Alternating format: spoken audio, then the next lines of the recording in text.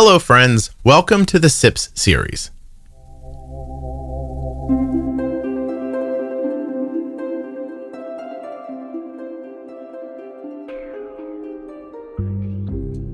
These foundational strategies were nominated by listeners. They told me these are the ideas in the podcast that truly made a difference for them. So I distilled them down into short, actionable insights. There's not going to be any fluff or complex jargon, just practical, real-world diabetes management that you can start applying today. And I know your time is valuable, so we're keeping these short. Another small sip will come out once a week for the foreseeable future. If you like what you hear, check out the Pro Tip series or the Bold Beginnings series for more. Those series are available in the menu at juiceboxpodcast.com, and you can find complete lists of all of the series in the featured tab on the private Facebook group. Please remember that nothing you hear on the Juicebox Podcast should be considered advice, medical or otherwise. Always consult a physician before making any changes to your healthcare plan or becoming bold with insulin. The questions you have, I guarantee you, there's answers to them in the Juicebox Podcast, and it's all free.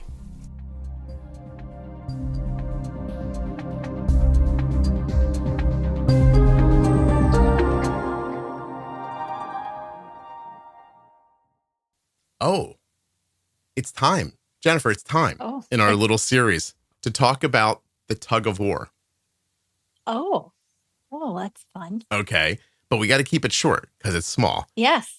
The tug of war, well, this is just, it's easy. Yeah, you think so? Well, I hate the word easy in diabetes because I think when you're starting out, it doesn't seem easy. And then as you move further along with things, easy is a word for some pieces of it, but other parts of it change and it isn't quite easy until you figure it out. So anyway, tug of war. I always tell people diabetes is never going to be easy, but one day you might be so good at it, it could fool you into feeling like it's easy. So this has come up in episode 156, 214, and 1220.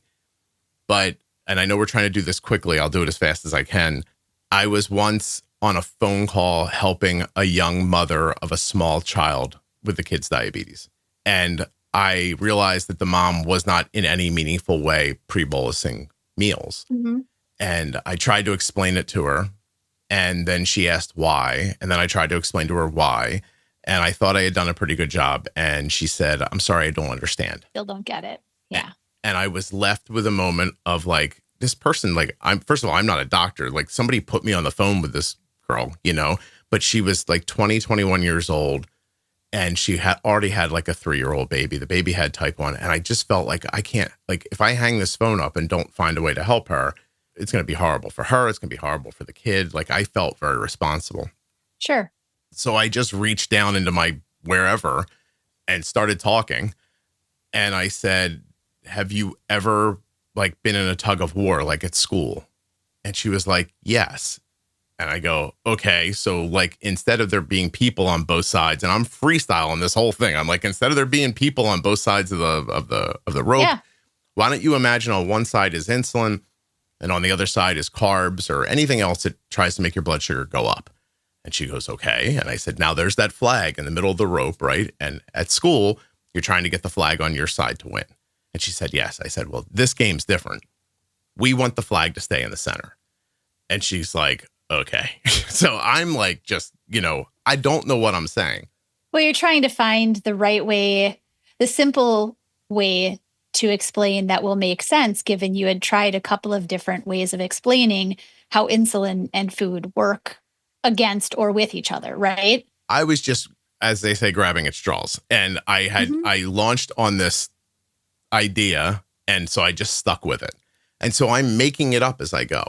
And I said to her, I'm like, "So here's the problem." I said, "If we just blow the whistle and everyone starts pulling, the insulin starts pulling one way and the food starts pulling the other way. The problem with insulin is it's not really super powerful at first, right? Like, it's not at its full power when you inject it.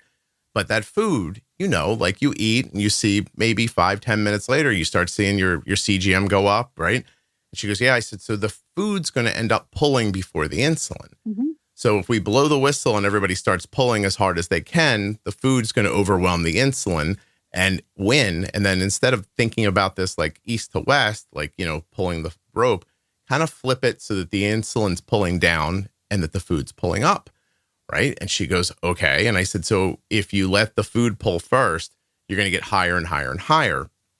And then suddenly, who knows how long into it, this insulin kind of comes online for real at full power, and it just starts pulling. But the problem is you bolused for the number and the carbs. Say your blood sugar was 90 when you bolused, and it was 2 units for whatever you ate. Those 2 units were meant to have a fight at a 90 blood sugar with carbs that were not overwhelming them, that didn't have momentum, that weren't already winning. I said, but the problem is when you don't pre-bolus your meals, the food is not just winning, but it's creating a higher number. The higher number needs more insulin. You suddenly don't have that amount of insulin. The food has momentum, meaning that number is flying up, and now you're trying to stop it with the amount of insulin that was really only meant to keep a 90 blood sugar stable during this eating excursion. Right. And then I went through the rest of it about how to put the insulin in first, let it get working so that that rope is moving in, we have momentum going towards the insulin, not enough to make a low, but just enough so that when the food starts pulling, that flag comes back to center. And then you've got the food at full power. You've got the insulin at full power. They're both pulling as hard as they can, but neither of them can make that flag go left or right. Then flip that in your head, north and south, and imagine that flag rolling along that 90 number for 2 hours. That's a straight line on your CGM. That's when you see people who bolus and have a straight line on their CGM. That's what's happening. And she just goes, oh, I understand. And it was the end of it. And I was like, okay, great. So it worked so well for her that I said it in the podcast. And then I said it again. And then one day, and I mean this sincerely, Jenny might not remember this, but one day Jenny complimented me about it. And it was one of my nicer moments around diabetes. Oh. Do you remember that by any chance? I think so, yes. Yeah, you think so. You don't remember. We talk about so many things. I know. I'm quite sure that I did because it is. It's a really easy, it's an easy way to understand. Because if you were the person who is very interested in looking at all the documentation of every device and every medication, and you pull out the little insert that is inside of your vial of insulin package, you will see a graph of how insulin is supposed to act, how it's supposed to work, what its timing of action is. Nobody reads that. I don't read it. I think in my 36 plus years of having diabetes, I've maybe opened that little packet 2 or 3 times just out of I don't know, curiosity at the moment, whatever. But majority of people are not going to read that. They're not going to put it together with the reason that they take insulin, which is primarily for food coverage, right? And you have to understand it in a way that marries the two and gets them to work in unison. It's a great description of keeping that flag once the insulin is working where it's supposed to in a timeline, in its action profile of creation. You're getting a stable flag in the middle, which is holding your blood sugar in a good place. If that flag is a stable blood sugar at 90, then the insulin can pull as much as it wants and the food can try as hard as it wants. If you want to think, I think of the food as pulling the number up and the insulin is trying to pull the number down. And the balance of the timing and amount of that insulin against the food done correctly just doesn't allow either side to win their stated goal of making the number higher or making the number lower. But you, and I'm going to sound weird saying it myself, but you said to me one day, you said, this is the best explanation of pre-bolusing I've ever heard. I really was touched by that. So thank you. You're welcome. And as you can tell now, I can tell the tug of war thing with my eyes closed because I've done it a couple of times. But I appreciate very much you doing this with me today. Thank you. Of course. Yes, thank you.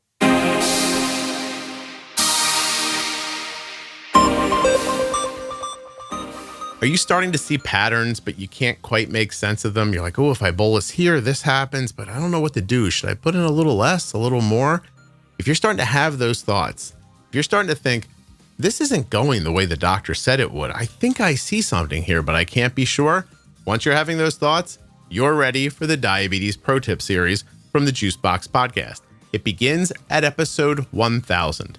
You can also find it at juiceboxpodcast.com up in the menu, and you can find a list in the private Facebook group. Just check right under the featured tab at the top. It'll show you lists of a ton of stuff, including the Pro Tip series, which runs from episode 1000 to 1025.